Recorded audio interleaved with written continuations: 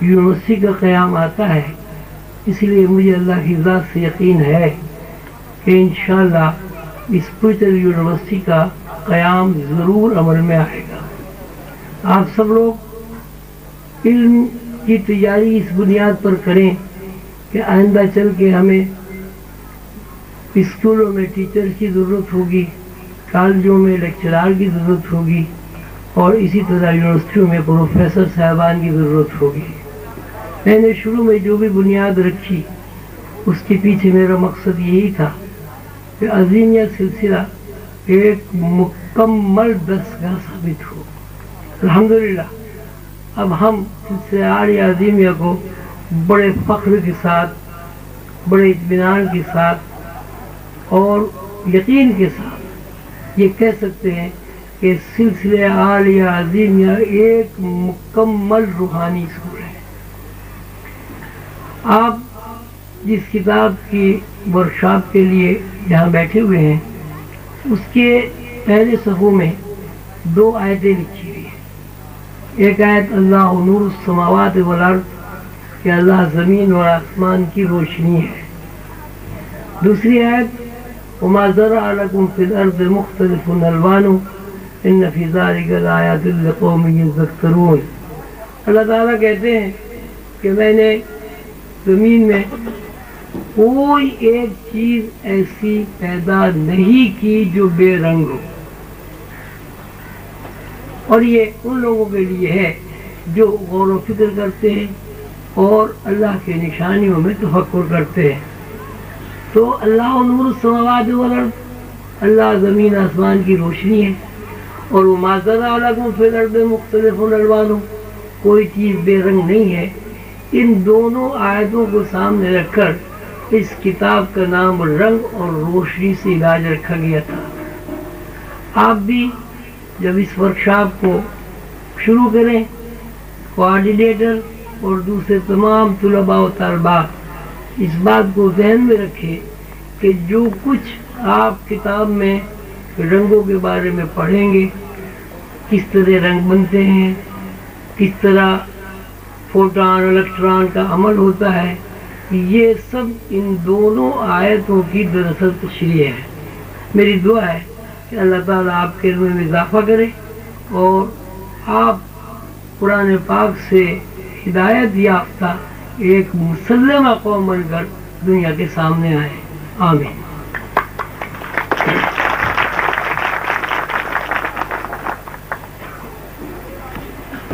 اللہ کا شکر ہے اور حضور قلندر بابا اولیاء رحمۃ اللہ علیہ کا فیض کا اثر ہے کہ آپ سب حضرات صبح 10 بجے سے شام 5 بجے تک شعوری طور پر اور لاشعوری طور پر رنگ اور نور میں ڈوبے رہے۔ اس لیے جس کتاب پر ڈسکشن ہوا وہ کتاب رنگ اور نور پر لکھی گئی ہے، اور کوشش کی گئی ہے اس کتاب کے لکھنے میں کہ رنگ و نور سے متعلق بنیادی تمام باتیں کتاب میں شامل ہو جائیں۔ میں یہاں حاضر ہوا تھا آپ کے پاس، تھوڑی دیر کھڑا بھی ہوا، میں نے سنا بھی، تو یہی کان میں آواز پڑی کہ آسمانی رنگ کیا ہے، نیلا رنگ کیا ہے، نور کیا ہے۔ دماغ میں 9 کھرب خلیے ہوتے ہیں، وہ کیا ہوتے ہیں، ہم کسی چیز کو حافظے میں نقش کیسے کرتے ہیں، پرانی باتیں یاد کیسی آتی ہیں اور پرانی باتیں بھول کیسے جاتی ہیں۔ تو یہ کہ آپ یہ 10 سے 5 بجے تک تقریباً بیچ میں 1 گھنٹہ وقت کا نکال دیں۔ کتنے گھنٹے ہوئے؟ 6 گھنٹے تک اللہ تعالیٰ کے فضل و کرم سے رنگ و نور کی دنیا میں تیرتے رہیں اور سیر کرتے رہیں۔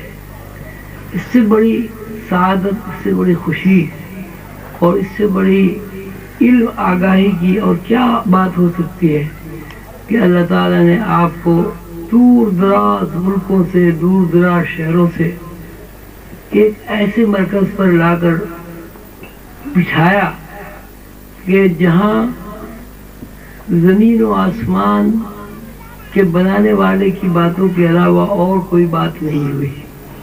بلا شبہ یہ ہم سب کے لیے سعادت اور فخر کی بات ہے۔ انشاءاللہ آپ نے یہاں جو علم سیکھا ہے یا اپنے کلاس فیلو لوگوں کو سکھایا ہے، اس کا بہت بڑا فائدہ ہوگا۔